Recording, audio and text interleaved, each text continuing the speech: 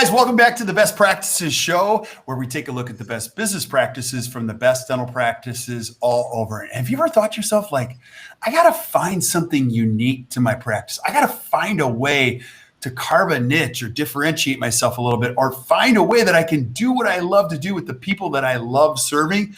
Well, today you're in for a treat because I've got a young rock star in dentistry, Dr. Michelle Lee, and you are not going to want to miss this. I don't even know if that's grammatically correct how I said that, but like, this is going to be a special one because you're going to see she's super talented, a great thinker in dentistry. I've actually seen her speak, and if you haven't, I'm going to encourage you to do that. So make sure you check this out. Do not leave. Grab a pen and hit the share button. You're going to absolutely love this. Now, before we get started, I know a lot of you listen to the podcast. And some of you, I get emails and notes from you guys on a regular basis, like, what is this? Where did I, like, how to, hey, do me a favor. If you're listening on Spotify or Stitcher or iTunes, wherever you found us, do me a favor. Just go down to that little subscribe button. You see that subscribe button right there? Just hit the subscribe button, because what I want you to do is show up every single week, because you're going to see every single week, we're going to have a brand new expert, brand new thinker, brand new influencer, speaker in dentistry that'll share some insight to give you some tips on how to create a better practice and a better life. And I don't want you to miss out. So make sure you keep showing up. And then number two, if you haven't joined our Best Practices Facebook group, make sure you check that out, where you're going to see a lot of people just working together to create a better practice and a better life. And then people always ask, like, what the heck do you do? Like, Kirk, like, I've seen you like do your thing, but like, what do you do? We're practice coaches. And so if you have time issues, money issues, or people issues, so let's say you've got two front desk people and they're not working well together, or you just don't have the right team. Don't struggle with that. That's the kind of thing that we do. Or if you're tired of writing off all this stuff with PPOs, that's what we do. Or if you just want to work a better schedule, like, having a better practice creates a better life. And don't ever forget that. So check it out at actdental.com, where we got a lot of resources there. Now, I want to introduce my guest. Now, Michelle, you said you're not a great speaker. I completely disagree with you. I've seen you speak. I saw you, I don't know how many Februarys ago that was in Chicago. I'd heard your name and I was like, holy moly, she's fantastic. Now, I know who you are. I think you're an incredible leader in dentistry, but some of the people that might be joining the podcast today don't know who you are. So I'd love for you to share. Who is Dr. Michelle Lee? Wow, Kurt. Well, thanks for that amazing introduction. And graciously, you and I both spoke at AES, and I want to say I was wowed by your presentation. And I believe you went first at our AES meeting, and then it was followed by Dr. Bender and then Henry Grimion. And so all of these influencers came on, and so it was just an amazing experience. So I want to say thank you for having me. I follow Act Dental all the time. I love the information that you share, and it definitely, you share a lot of amazing pearls that I take away every day and I implement in my dental practice. So with that being said, I want to say thank you for having me. You and I were just talking about this. I was actually born in Milwaukee, Wisconsin, but I am here in Pennsylvania, and I've basically lived here all my life. Went to Penn State undergrad with Nittany Lions, and then Penn Dental School. And been here, and I practice right outside of Philadelphia. It's about an hour and a half in a smaller town. It's a little bit of a drive. It's a smaller town in Fleetwood, Pennsylvania, and I have been there at that practice for close to 13 years now. So just been a wonderful journey there. And I guess how I want to start is I graduated from dental school and I did a residency program, and I started as an associate in a practice. And, when you don't know what you don't know then, well, I didn't know then that I know now, but that practice that I started with, I lasted like a good year. And then one day I woke up, I basically told my husband, I quit dentistry. I'm not liking where I'm working. I am not in love with what I'm doing there. The practice is not a good fit. So I actually left dentistry for about a good 6 to 7 months, I want to say, and I started a family. And what was significant for me was it was violation sort of my course, my mission and my vision and how I wanted to practice dentistry, how I saw myself as a dentist. And I didn't know then, but it just wasn't a good fit. So I took time off. I had my daughter, now she's going to go into high school. She's going to be in 9th grade. And I started to look for a practice that I could potentially buy. And I found a practice out in Fleetwood, and it was actually at that time 53 miles from where I lived. So location wasn't ideal. I really had no idea where the area was, but the practice consulting company that I used and I worked with said, you know, after meeting you, after speaking with you, I think this is going to be a good fit. You should just go, you should meet the dentist and see the practice. So long story short, I worked there for a short 3 months, and I ended up buying the practice. And what was so amazing and so different about this practice was the culture. I saw that the patients were just above the line patients. It had a really wonderful community feel. I saw some of the dentistry there that was really, really, really exquisite. And I said, I don't know what's happening here, but I love where I am, and I have to figure out how I'm going to keep this going. So my partner, actually said, you know, Michelle, you need to go to the Pankey Institute. That's where I learned, that's where my path started, and it's really changed the way I practice. So within a year of buying that practice and having Victoria, and I started my essentials journey at the Pankey Institute. So, you know, I had a little bit of a crisis in my life, you know, but, you know, in Chinese, crisis means opportunity. So we all have to kind of pivot in different directions and figure out a better way for ourselves. And I felt like that was actually a blessing that had happened, because if it had not been for that experience, I wouldn't have been able to go out to that practice and be there and to start my journey at the Pankey Institute. So with all of that going on, I said, well, you know what, I got to figure all that out. You know, I had a lot on my plate at that time. I had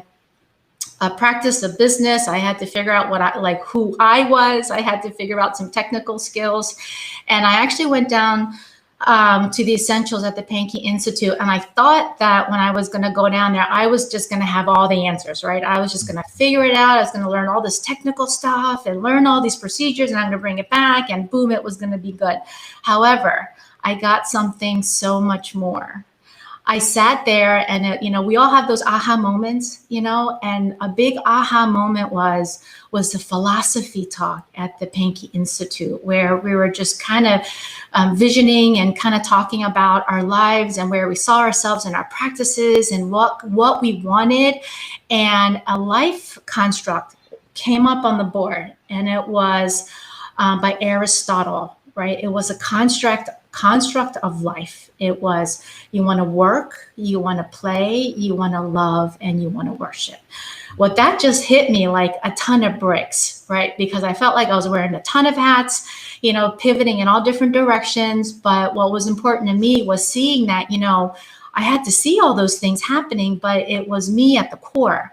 So it definitely paved the way in terms of how I viewed myself as a mother, a dentist, a business owner, and it's really changed my life. You know, Pankey's very much so changed my life. And then the most important thing that has been sort of a dental compass for me, and sort of in all this, like the processes of what we learn and how we do things, was Dr. Pankey had a practicing philosophy construct.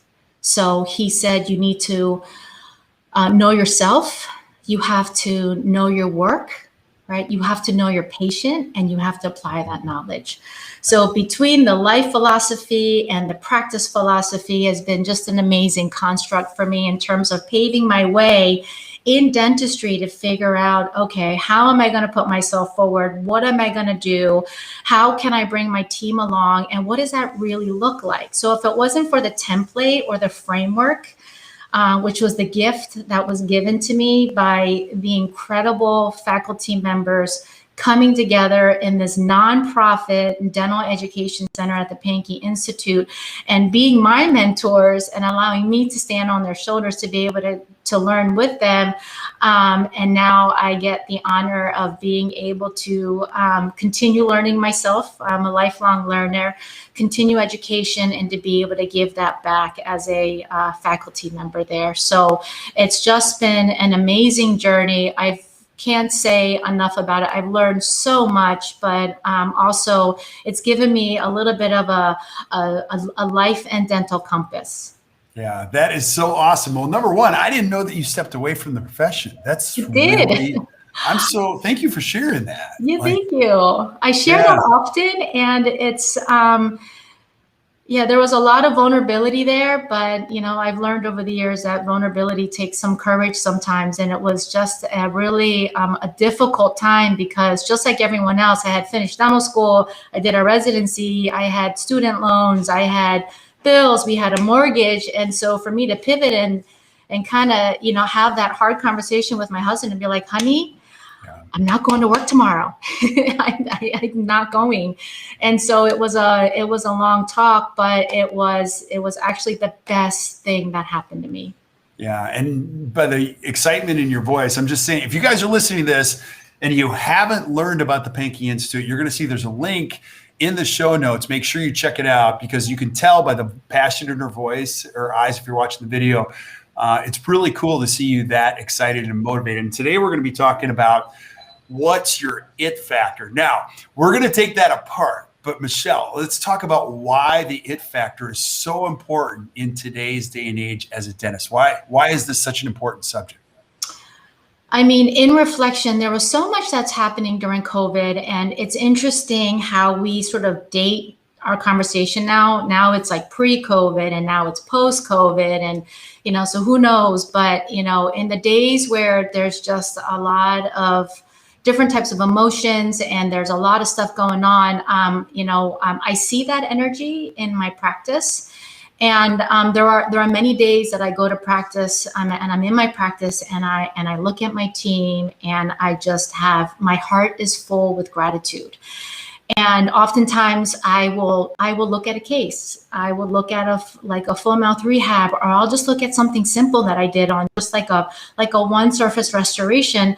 But then I'll know exactly where sort of that process happened, or I'll know where their occlusion is, or I'll know how to have effective communications and planting seeds. Or if it's a big case, I'll have mounted models. I'll have established a foundation of understanding. I'll have comprehensive exams where, sometimes my comprehensive exams are the initial meet. Just the first appointment is just with me and it's an hour. And then they come back for a second part for records and mounted study casts. And then they actually come back for another visit so that there's a review of findings or there's a conversation, because all patients come with a story, just like I have my story.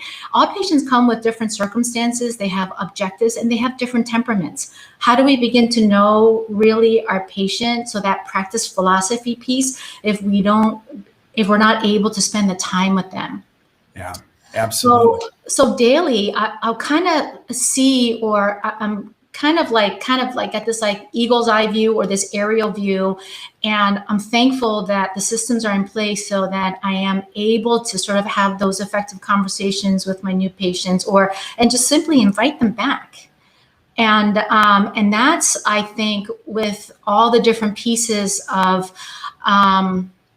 I guess, with the comprehensive exam and all that we're trying to incorporate in the practice, because there's so much that we want to do, and our practice is it's so dynamic, right? There's so many moving parts, and so I appreciate that. And that it factor for me is, I think, just sort of being able to bridge the gap between what we know and what we learn and how we practice that. And I don't know of many organizations that are able to effectively help dentists bridge that gap. And so, as you know, my journey's at the Pankey Institute, and that was That was the it factor for me. And a part of that it factor goes into, so, okay, so what does that really look like in your practices? Well, my differentiation in my practice is that comprehensive exam, was really fully understanding where the patients are coming from to then fully understand what kind of treatment plan we're going to go to, and then executing that.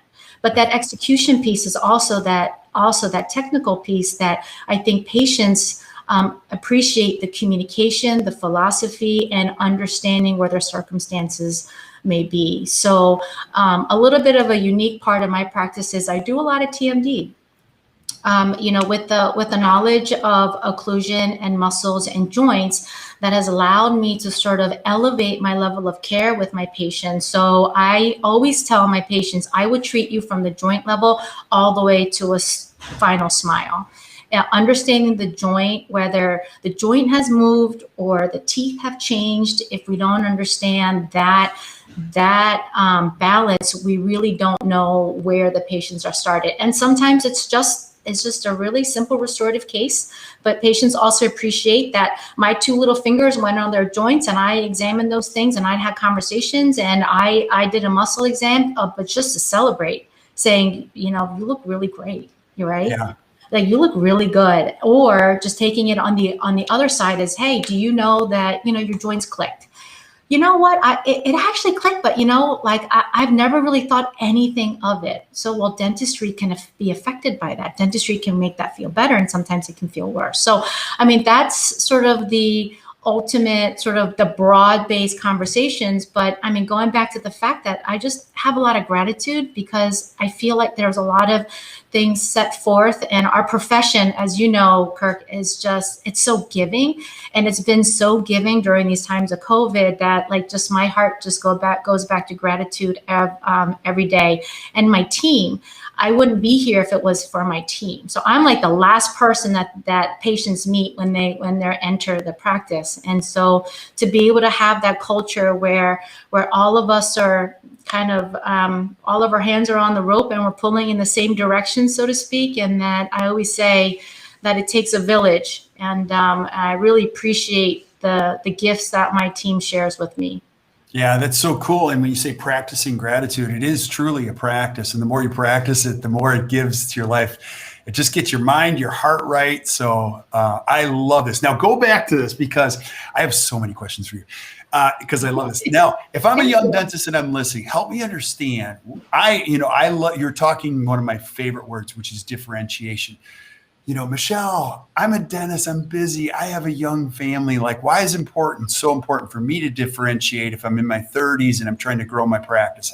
Why is that so important to me? Well, speaking personally for myself, the type of practice that I have is it's a fee for service out of network practice. And so that is the only way that I feel like my practice can thrive.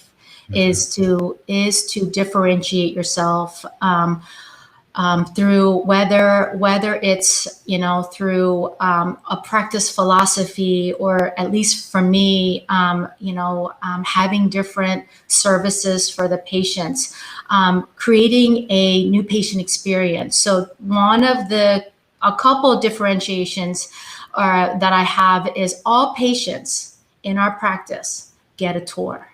Just like if you're a guest in my home, right? I would invite you in and I'm going to walk you through and I'm going to tell you where things are. And we're really going to thank you. We really thank our patients for coming into our practice. Like, everyone puts down what they're doing. And I'm going to say pre-COVID days. Now it's just like a really big smile with my eyes, with my mask on, but we really welcome our patients to the practice and we thank them for being there.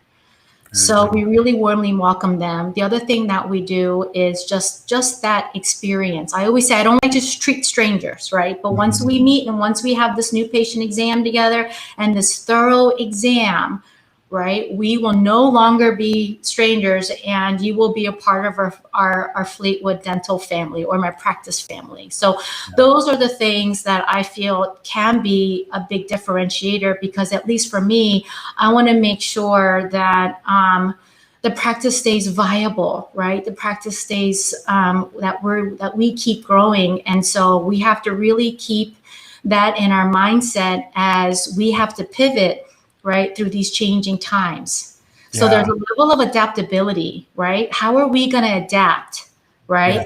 And we want to all adapt favorably, right? We want to adapt favorably, and what is it that's going to set us apart? And those things are just, it's just the relationships. So that it factor is just like, it's just in our human core, right? Or it's a part of us, is having those relationships. Well, if we thrive through friendships and circles in our communities, why can't we create that for our patients in our practice?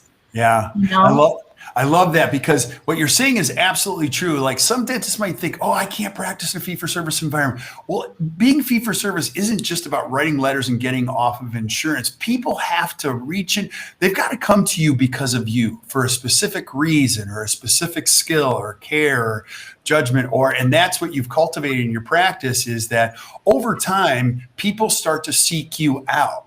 And they start to value, you've obviously become an expert in TMD, TMJ. And it's so funny because, you talk to your friends that have become good at this. They're like, oh my gosh, I'm busier than ever because people are seeking me out. And you start to dispel some of the rumors or myths that are in your brain, like those are only the crazy patients. No, they're not. They're great people that are looking for really good solutions, and somebody who's a trained expert who can communicate in that realm. And it really does become a great future path for any dentist. I think it's awesome what you've done. Now, you also, I love what you said. When you talk about shifting and changes, you and I were chatting before we went live, pre-COVID, post-COVID. Tell us, through the pandemic, you talked about the culture of your team and really like honing in on things. What were some of the things that you did just to get you guys focused through this time and back out on the other side even stronger in some respects? Yeah, I mean, the main thing was for me to stay focused in on my team. My team, my work family, was to keep them, to have them feel grounded, right? And to have them feel supported during these times. And so what we did, and I think just like you provided for us, Kurt, during COVID, during the shutdown, was you kept us connected. You kept, these webinars and these presentations going, and you kept our community alive. And that's something I worked on too. So my team and I would Zoom call every week, and we would just have just a simple check-in. If for no other reason, but just to say, hey, I did this with my kids today, or do you know what I cooked today? Or, this is what I can't buy this at all because it's all out, So whatever it was, we just made sure that we stayed connected. And also, just like everybody else, I was like, my hair is up in a ponytail. I'm reading about every letter, PPP, PPE, all those things. I just did a lot of research and talking to other friends about how to kind of get through this. But it was also just a support system also. We also implemented and sort of just, what do we do different? I did a lot of social media stuff. We wrote letters to our patients saying, hey, these are the things that we did, and these are the changes we made. We're actually going to come back better for you. So we wanted to still establish trust. So we wanted to just, I not only wanted to ensure trust in my team, right, as their leader, but also I wanted to show my patients that they can continue to trust us for us to be able to give them our best selves. So I think communication, and again, I think just having strong relationships, and it takes work. It takes effort to make sure that patients be like, oh, I got your email, or thanks for that extra special call. So we would just make calls sometimes, cold calls, just saying, hey, we're thinking about you, or just stuff on social media, and just to kind of cultivate that that culture of knowing that, we're going to be here for you on the other side, and we're actually going to be better. Yeah. Yeah, this is so cool. And if you're listening, you've paid attention to the world of dentistry, employment is a real challenge now, probably more than it's ever been. And it's strange but yet so many dentists are still doing well by sticking to their secret sauce. And you used the word secret sauce a little bit earlier, just about the internal. But differentiation has a big impact not only in practice, but on your team. Can you talk about like what were some of the things that you did, even through your career, to develop a great team? Because that's really one of the secret sauces is you're learning so many things, Michelle, but you can't do dentistry alone.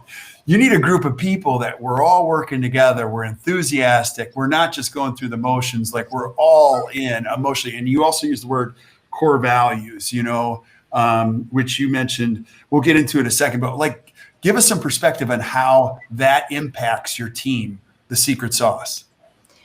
Yeah, I mean, I have had a couple team members, I've had team members come, I've had team members go, and we've all been through this. The hardest thing we have to do is the hiring, and then also even the firing. So I am with everyone else when that's just like a heart-wrenching.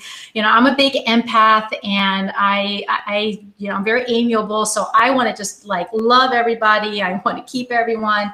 But with that being said, there is almost what I've noticed over the years, there's almost a self-weed out process also.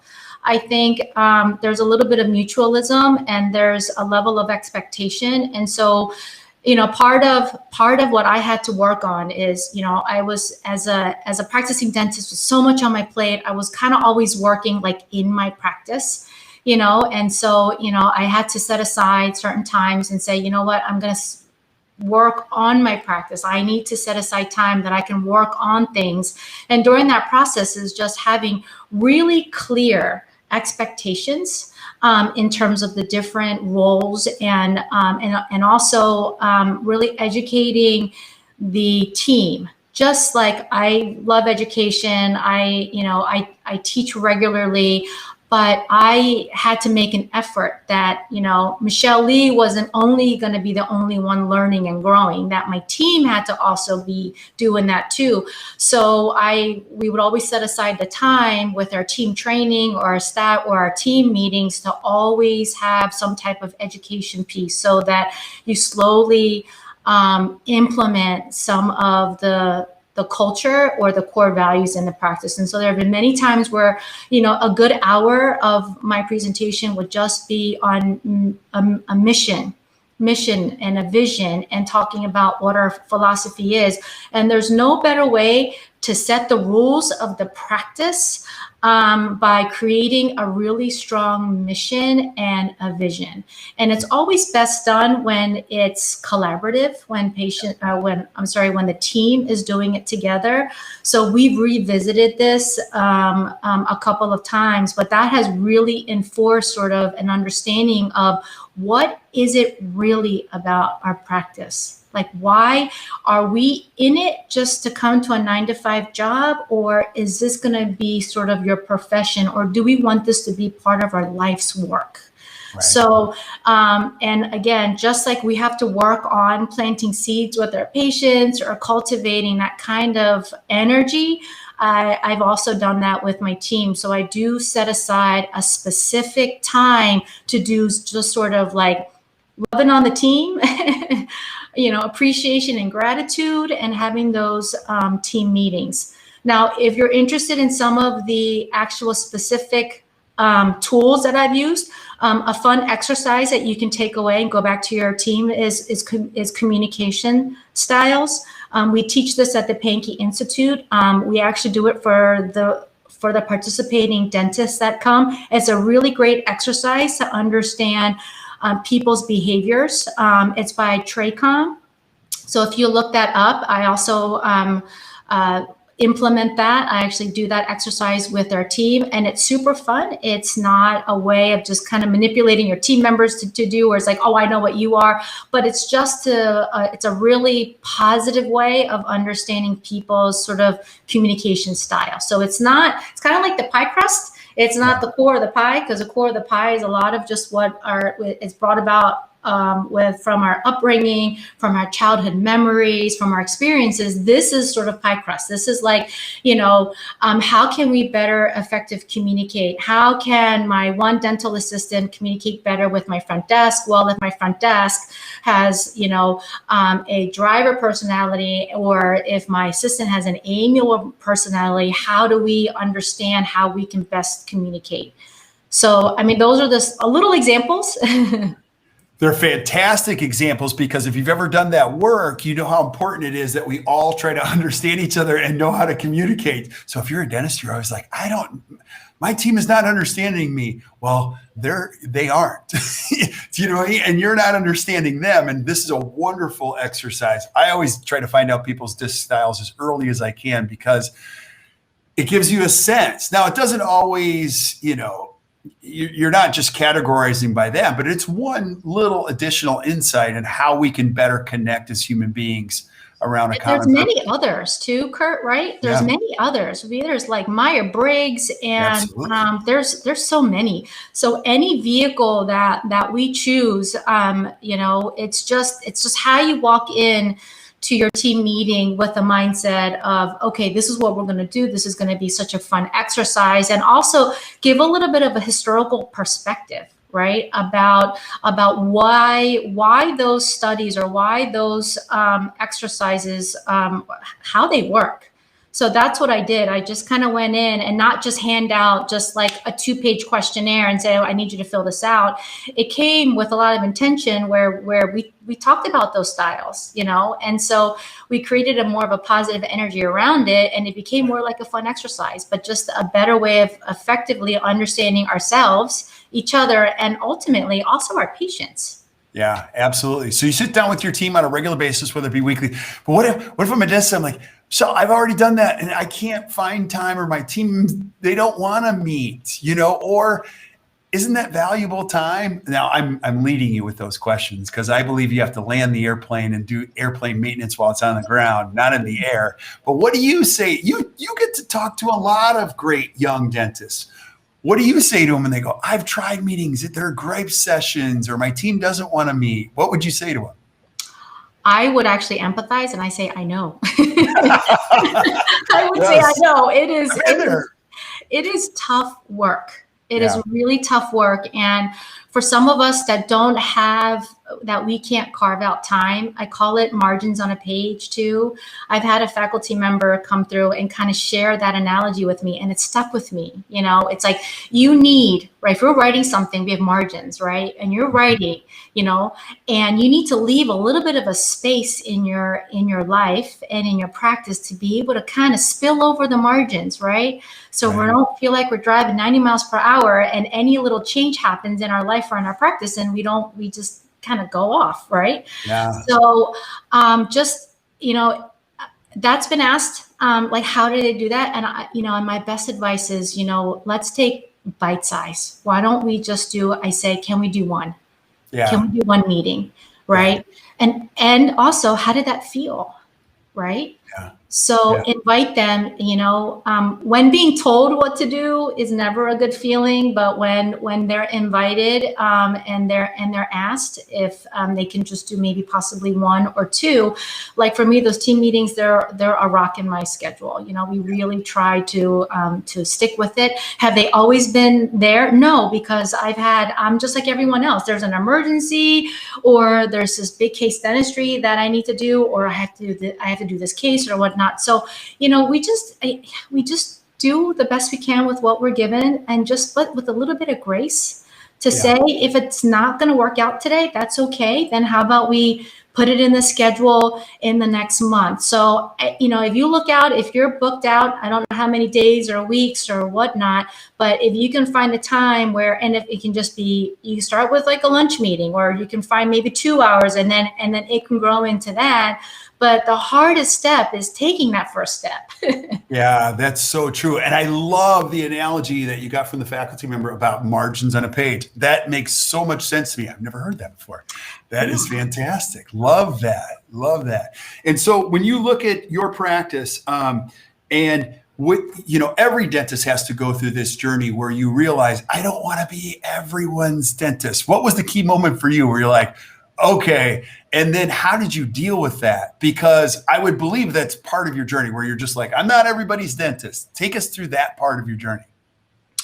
Yeah, so that was a little bit of an internal growth with me because I think when I first started off in dentistry, I had bought this practice and, my partner was working with me part-time, just 1 to 2 days a week. And I felt like I could not lose a soul. Like I could not lose a person or else I would fail and I wouldn't do well. And that would person, oh, is this person mad at me? Or, how's this going to happen? Or did they leave? Or so I had to be okay with me internally, right? And really strengthen my own personal philosophy in saying, I'm giving my best self, right? This is how I'm going to show up today. And be okay with the fact that certain patients, because no one has a short story. No, we cannot begin to understand the patient's circumstances and their, and their story. And some patients have, if the patients leave, I've had to learn to be okay with that because no one has a short story. So on the, long story short, I just had to learn that, sometimes it was, I thought it was my stuff, but sometimes it's their stuff. And whether it's an insurance deal, whether it, there's circumstances where they need to go to a participating dentist. I've had that happen. I've had patients leave the practice, but then guess what happens? I've also seen patients come back saying that they've never had that elevated level of dental care ever since they've left. And now they'd like to come back. Yeah. So knowing that it may not be okay now, but that doesn't mean it's a forever deal. And that's something that I became a lot better with because I had to be okay with the fact that, everyone needs to be on their own path. But if we did our best to give our best selves, then that's the best we can do. Yeah, absolutely. I love this topic, and I probably have like 13 more questions for you. This could be like a 4-hour show. So, but I want to, I think it's really important if you're going to go into this great profession of dentistry, you've got to pick a path. You can't let the path pick you. If you can certainly be influenced by things, but the more specific you pick a direction, you're going to find that you're going to find people that care about the same things that you do. You're going to find more joy, more happiness. Dentistry is an amazing profession. It's amazing, but you got to be doing the things that you love to do at some point, or you're going to have this discrepancy of like, oh, this isn't what I thought. You use the word expectation, which I love, which is I thought it would be this and it's not. It's kind of like this. But any last thoughts that you have on your it factor as a practice, as either as a dentist, as a leader, as a practice, as you look forward to the future, Michelle? One thing that I wanted to mention is you said, how do I get to do the things that I most enjoy doing? Well, I looked at the procedures and I gave myself permission not to do the things that I felt that I was not doing my best work in. And one of those things is, and one of my best friends are endodontists. So, and they're going to laugh if they hear this podcast, but one thing that I decided that wasn't going to be a good fit for me was to do endo. And I said, well, what's it going to look like? And I've just started to choose the procedures that best fit me. In the last couple of years, I've actually I have a dental microscope, and I do restorative work under a microscope. And that's a little bit of kind of on the side with what I do. I teach at Penn. I teach the restorative microscope program with a mentor of mine, Alan Atlas. And so we lead the program for the Penn dental students to learn that there's precision in what we do and that details matter. So it's a super fun program, but it all kind of opened my eyes because I'd be in the endodontic clinic and I see these specialists and all these people kind of going around. And I'm like, wow. I'm like, there's a whole new world out there in terms of the realm of endodontics. So I started to pick those things and being able to do the work that I feel like I am my best self in. And so those are the things that I started to do. And then in closing, I think if I were to just share just one little advice to all of all of the practitioners and practice owners and dentists and associates and mom dentists, business people, it would just be just kind of like this broad word of like mindfulness. It's something that I'm also passionate about, of being able to just be in the moment, pay attention in a particular way, non-judgmentally, and just staying present has really helped me on a day-to-day basis, because I kind of bring stuff home sometimes, and I think we all do that. But it's just having a little grace and just gratitude and appreciation to what we do, and loving what we do has definitely been sort of my it's been a factor for me that's really helped charge me to go day by day and work through challenges in life and in practice. And I'm going to leave you with saying, knowing yourself is the beginning of all wisdom. And I know that there's a lot of stuff out there and how we need to do things and what we need to learn. But I encourage everyone to kind of go out there and learn a little bit more about yourself, and making sure that you take care of yourself too, right? Because we can't pour from an empty cup. So I think right now it's a really critical time that we all just practice a little mindfulness.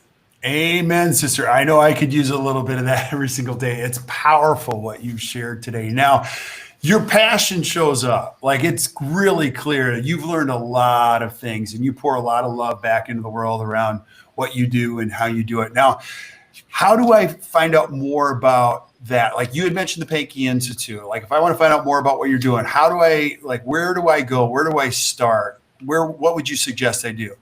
Yeah, so if you're interested in learning more about the Pankey Institute, we have the Essentials Core classes that I would recommend going. We also have a few other focus courses that focus anywhere from, we've got our Essentials courses focuses from occlusion to comprehensive exam. It will go into TMD, bite splint therapy, to aesthetic dentistry and comprehensive care. So, I mean, I can't say enough about the education that I got there, and I've been so passionate enough. I've actually gone back, and now I teach there, and so there's numerous ways that you can go and take some courses there.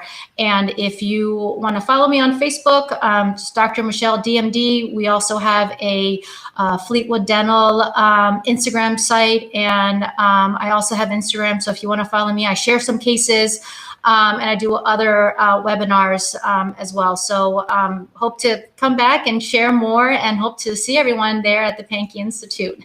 Yeah, Michelle, you are awesome. And I'm just going to say this. If you're a study club director and you're looking for a great new young talent that will blow you away, I've seen her speak. She's awesome. And you're just a great influence in dentistry. Check out the Pankey Institute. Make sure you follow Michelle on Instagram and Facebook. And Michelle, I'd love to have you come back and discuss other topics. Like, I want to say I had a lot of fun, and I told you this would be easy.